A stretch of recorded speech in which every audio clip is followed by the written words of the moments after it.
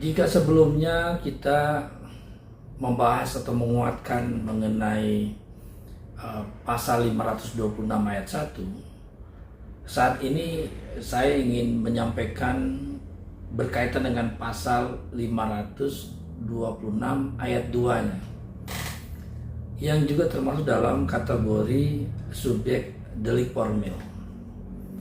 Nah, di dalam ketentuan pasal 526 ayat 2 ini memang penekanannya kepada setiap orang dan atau tim kampanye yang tidak melaporkan kepada KPU, tidak menyerahkan dan atau tidak menyetorkan dana dari kelebihan kampanye kepada kas negara dalam kurun waktu 14 hari setelah tahapan kampanye selesai.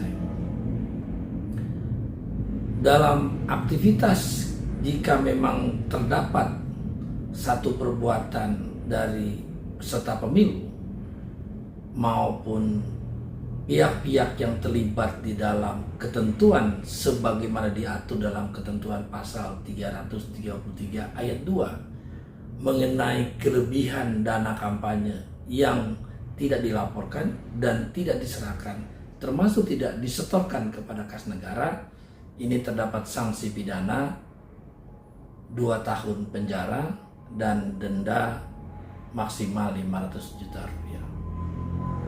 Hampir mirip memang dengan ketentuan di dalam pasal 525 ayat 2. Namun ini hanya mengatur berkaitan dengan kelebihan. Sementara di dalam ketentuan pasal 526 ayat 2 menegaskan berkaitan dengan pemilihan DPD atau calon anggota Dewan Perwakilan Daerah.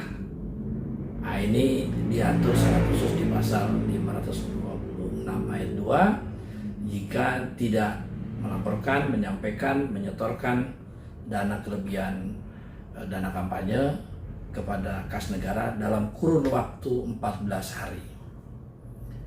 Saya kira kita harus lebih teliti karena memang rangkaian dari ketentuan pasal 525 ini hampir mirip dengan pasal 526.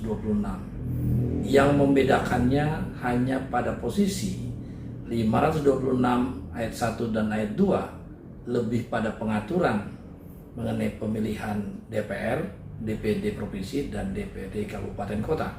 Sementara di dalam ketentuan pasal 526 ayat 1 dan ayat 2 ini menekankan pada proses pemilihan calon anggota DPD. Sekalipun subjek hukumnya memiliki kesamaan, namun delik formilnya berbeda. Pemilihan DPR, yang satunya adalah pemilihan DPD. Terima kasih atas segala perhatiannya agar kita lebih memahami, mengetahui perbedaan tipis dari dua ketentuan pasal ini. Terima kasih.